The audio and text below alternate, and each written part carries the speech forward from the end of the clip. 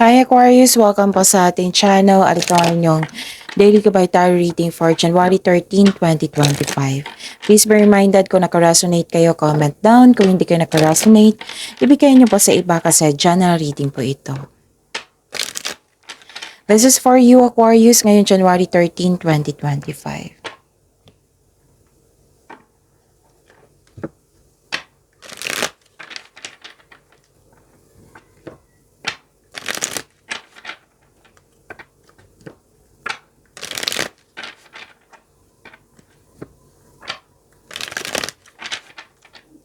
Para po ito sa inyo Aquarius ngayong January 13, 2025. Maraming salamat po sa inyong patuloy na suporta at maraming salamat din po sa mga hindi nag-skip ng ads.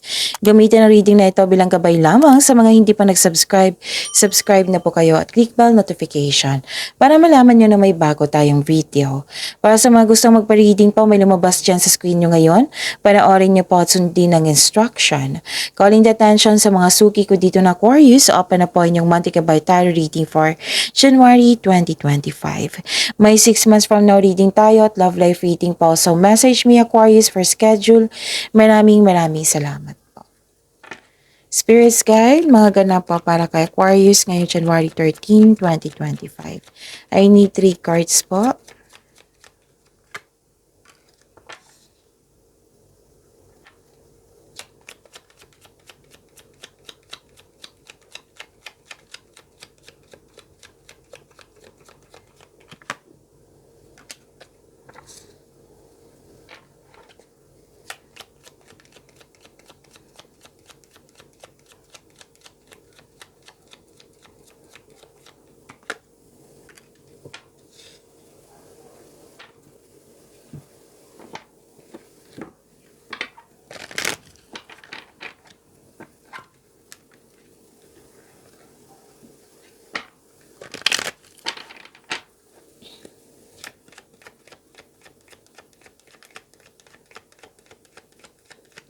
Spirits Guide, mga mensahe pa para kay Aquarius ngayong January 13, 2025.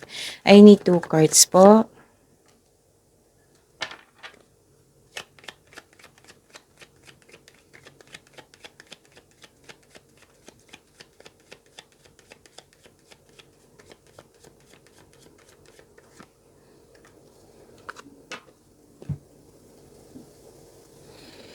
Okay, Aquarius, ngayon January 13, 2025, may nakita ko ditong kausap mo yung elders, parents, wiser, mentor na nagbigay ng wisdom message sa iyo. Bumalik yung confidence mo dito. You have a power na it might be na motivate ka sa bigay nilang suporta sa iyo, lalo na itong wisdom message na ito.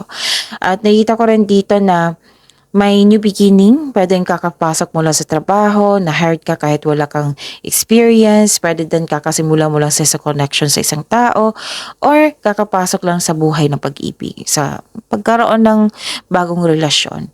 Pwede din may concern kayo sa immature na tao, or may nagpapansin sa iyo, or humihingi ng attention sa iyo na isang bata, literal na bata ha, na pwedeng humihingi siya ng attention sa iyo, or ito yung inner child nyo. Tapos may ganap na career stability. Oo. Pwede din gumagawa ka ng paraan para magkaroon ng career stability. Nakikita ko dito na may dumating na opportunity at bibigyan mo siya ng long-term plans. Okay? And cleansing. Cleansing waters po. Purification activates vibrant life force. Kung mahilig kayo sa salt bath, then go ahead. Nakakabuti yan. So, grace and gratitude po. Through gratitude, joy expands. Wow, ang ganda. Grasya.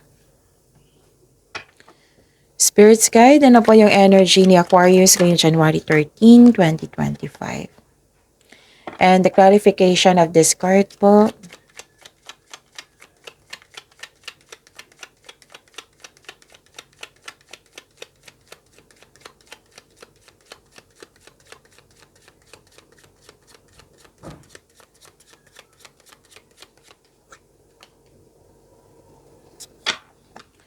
Sa mga may oras dyan, kung gusto nyo po, panoorin nyo po yung 2025 tarot reading nyo po. Yung buong taon po yan. Okay? From January to December 2025. Uploaded noong December 16, 2024. So, bawat buwan may love life, career, and money reading. Kompleto po iyan. So, hanapin nyo po sa channel natin. Scroll down nyo lang po. At may 3 video kayo recording sa January 2025 nyo. Again, visit our channel at scroll down nyo lang po. Panoorin nyo po kung gusto nyo po. Kung may narinig kayo or may nakita kayong repeating message, meaning to say, pinupush ng cards nyo yan, kasi ang ilan sa inyo hindi pa binigyan ng atensyon. Na kung maaari din po, bigyan nyo po ng solusyon at aksyon. Remember,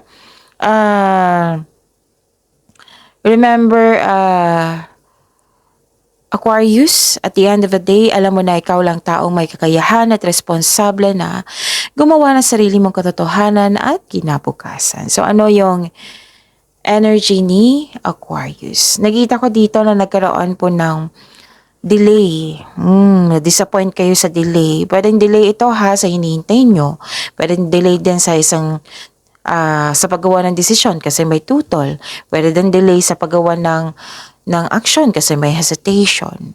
Okay? Pwede din disconnection sa isang tao. Pwede naalala nyo to or may mangyayari pa lang. So, yun. It may be frustrating or disappointing pero kailangan mo itong pagdaanan kasi sabi ng card nyo dito, learning journey po ito. Okay? Itong mga mangyayari na yung nangyari na delay, ganun, or disconnection sa isang tao, learning journey po iyan. So, ang kailangan po ngayon, ang sabi ng card, be still flexible and patient is what required at this time. Yan yung assignment nyo, maging flexible. Okay? At maging mahaba ang pasensya sa mga oras na ito. At nakita ko rin dito na nagkaroon po ng this is good kasi releasing to releasing, letting go of grudges. Actually, may gustong bumalik sa nakaraan. Pwedeng kayo ito na gustong bumalik sa nakaraan, na naisip-isip nyo yung nakaraan. Pwede din may literal na bumalik galing sa nakaraan. Okay? Pero mag-ingat kayo kasi may mensahe dito, baka isa lang po ito, na may nakita ko dito na may isang tao na may gustong kunin sa iyo. Kaya mag-ingat kayo sa taong ito. Sino man ito, Miss Jam? Yan yung usually mababasa ko sa comment section So, alamin nyo na tanungin nyo sa inyong intuition kung sino iyan. Kung hindi nyo alam kung paano mag-connect sa inyong intuition, then search nyo sa Google kasi maraming paraan yan on how to connect to your intuition. May tao ditong ayaw mag-give up. Pwedeng kayo ito or may yung taong gustong bumalik sa iyo. So, this card tells you to release old grudges in order to move on. So, may pagpatawad na mangyayari. So, even if you do not speak directly to this person, you can set yourself free by forgiving someone by your own mind and heart. Pwede mo siyang patawarin through your mind and heart. Gagawin mo ito hindi lang para sa kanya, kundi para sa iyo. Para magkaroon ka ng peace of mind. Kaya, ang sabi ng card dito, kailangan yung magkaroon ng acceptance and forgiveness. Okay? Para magkaroon ng peace of mind. Spirits guide.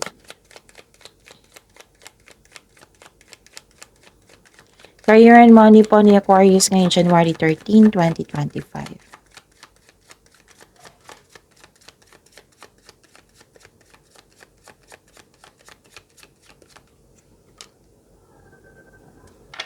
And the clarification of this card po.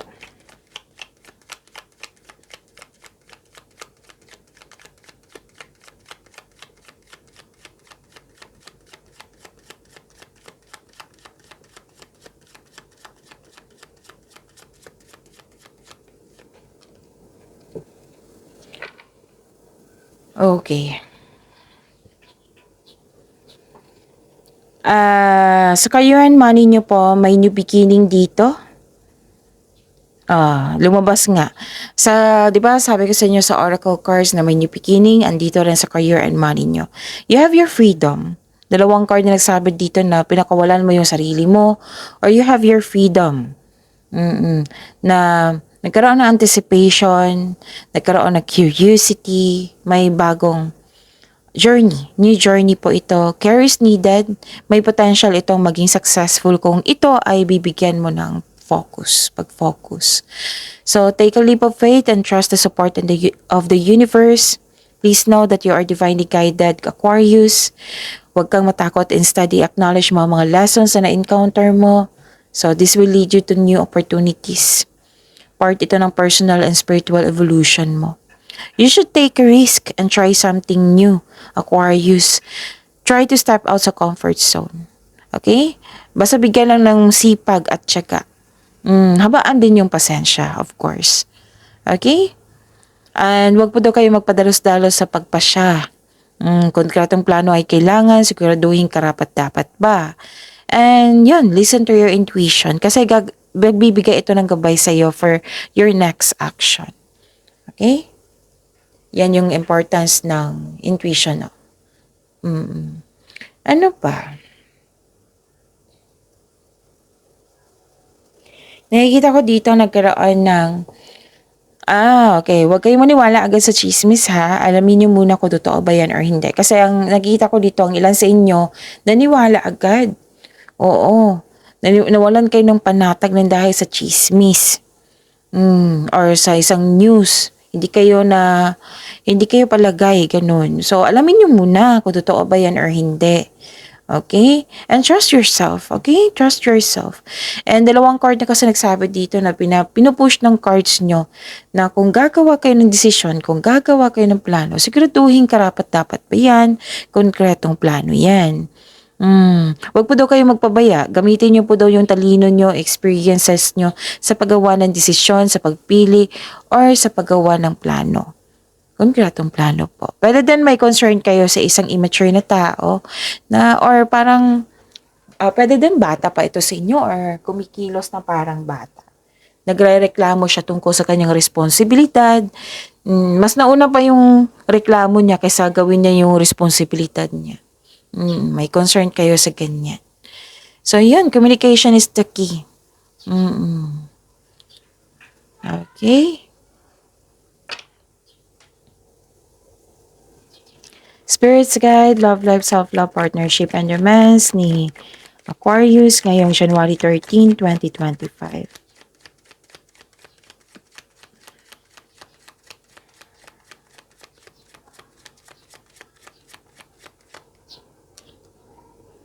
And the clarification of this card po. Tumalon talaga siya. Gusto niya mauna siya. Okay. Maraming salamat po sa patuloy na tiwala at suporta sa ating channel. At maraming salamat din po sa mga hindi nag-skip ng ads. Nakita ko dito na full of action. Movement to eh. So, expect ha na magiging busy kayo ngayon. Or may dumating na bibigyan mo siya ng agarang aksyon. Okay? So, may mabilisang pagdesisyon dito ha. May nakita ko ditong sobrang bilis ng pagdesisyon, paggawa ng desisyon. Yung sabi ng card nyo dito sa career and money nyo at sa energy nyo na mag-ingat sa paggawa ng desisyon. Okay? Kasi may mabilis na paggawa ng desisyon dito eh. Okay? So, darating na yung mensahe na inaabangan mo ito. Oo, hinihintay mo ito. May parating na blessings po na magbibigay saya sa iyo. Okay? Maaari din may travel na magaganap or isang bagong tao na darating sa iyong buhay. May nakita rin ako dito na may argument or away. So, be careful. And may parating na romantic partner ha sa mga single dito na papasok sa inyong buhay ngayon. So, ilan sa inyo excited kayo dito? May matatanggap kang event invitation or may nag-asa yun ng date. Wow. May ilan sa inyo nagmi-meet may ilan sa inyo mamimit mo yung partner mo via travel. So, sa buhay mag-asawa dito sa mga marelasyon, may gagawin kayong desisyon ngayon or plano, yung mabilisan. Pwedeng may romantic trip kayo ngayon or may group date, or mag-date kayo. Pero mag-ingat ha, kasi may nakita kong away dito. So, yun. Mabilis yung action to eh. Excited ka. Ano pa?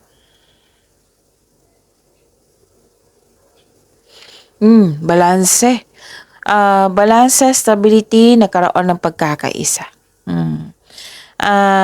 May kasiyahan talaga, oh. Kasiyahan buhat sa paglilibang, magkaroon ng balanse sa schedule, panahon sa sarili, panahon sa pamilya. Baka kasi nag-overwork na kayo or maaring concern mo ito sa isang tao na walang sapat na binigay na time sa inyo. Okay? So, give time for yourself, take care of yourself, give time for your family and sa partner mo. Di ba may sabi ko sa inyo na may travel? Ang ilan sa inyo nagdalawang isip sa paggawa ng desisyon. If you're going to travel, enough ba ang money mo? May iniisip kayong ganyan. So, sa mga single dito, I knew it. Sa mga single dito na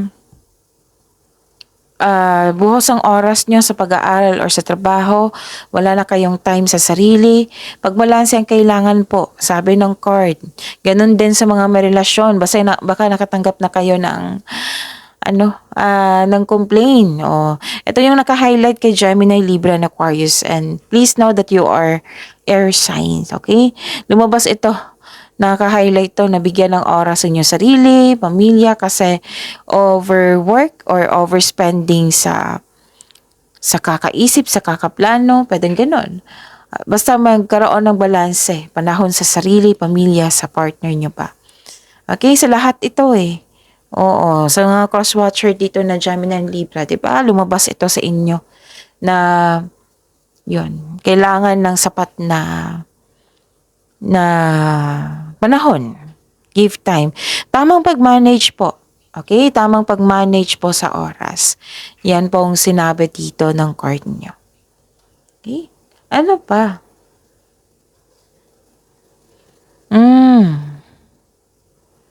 Okay? Nakikita ko rin dito na nagkaroon po ng para sa mga single, you should take a chance on love. Huwag kayong matakot ma-in love ulit. Okay, kung may naramdaman kayong takot, it might be na may unresolved kayo na situation na hindi mo pa napatawad yung sarili mo, yung sitwasyon or yung past love mo. Kaya parang nakarandam ka ng takot dito. So, yun. You should take a chance on love. Aquarius. Deserve niyong mahalin. Deserve niyong may mag-alaga sa inyo, Aquarius. Okay? Baka ito yung sinabi dito na wala ka ng time for yourself para sa pag-iibigan. So, baka kailangan ng socialization. Oo. So, yun. Sa mga buhay mag-asawa sa mga may relasyon, mukhang may tampuhan kayo the other day. So, the advice is, leave the past behind. It's never too late to begin again. Mag-usap at magpatawad. Okay? Para magsimula na. And, okay. Ano to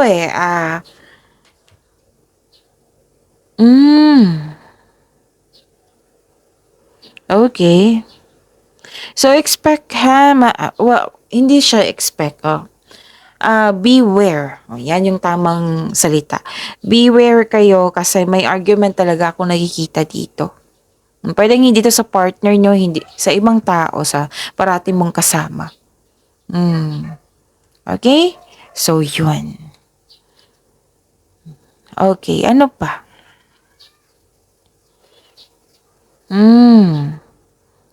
Nakikita ko rin dito na nagkaroon po ng lumabas yung ideal type mo dito sa mga single. Na ang ideal type mo who is fun and outgoing, talkative, and ready to have adventure. Maaring maaring earth signs to or fire signs. Earth signs is Taurus, Virgo, and Capricorn. Fire signs Aries, Leo, Sagittarius. Okay? Para sa mga relasyon sa buhay mag-asawa, okay. Kung nagkaroon kayo ng argument, pwede din sa ibang tao magiging magiging stable yung emotion nito. Maging maayos din ito at the end of the day. Okay? So, yun. It might be stress kayo, no? Na-stress kayo sa salt bath. Kung naniniwala kayo sa salt bath, then go ahead. Kasi cleansing po iyan. And yun, magbigay pa salamat, acknowledge nyo yung blessings na binigay sa inyo, lalo na tong grasya na ito. So, yun. I-acknowledge nyo. Magbigay pa salamat sa ating Panginoon. Okay? Pagyamanin nyo po yung blessings na binigay sa inyo. Aquarius, see you tomorrow. Please like, subscribe, and click the button for notification para updated po kayo sa daily tarot reading natin. Maraming salamat po.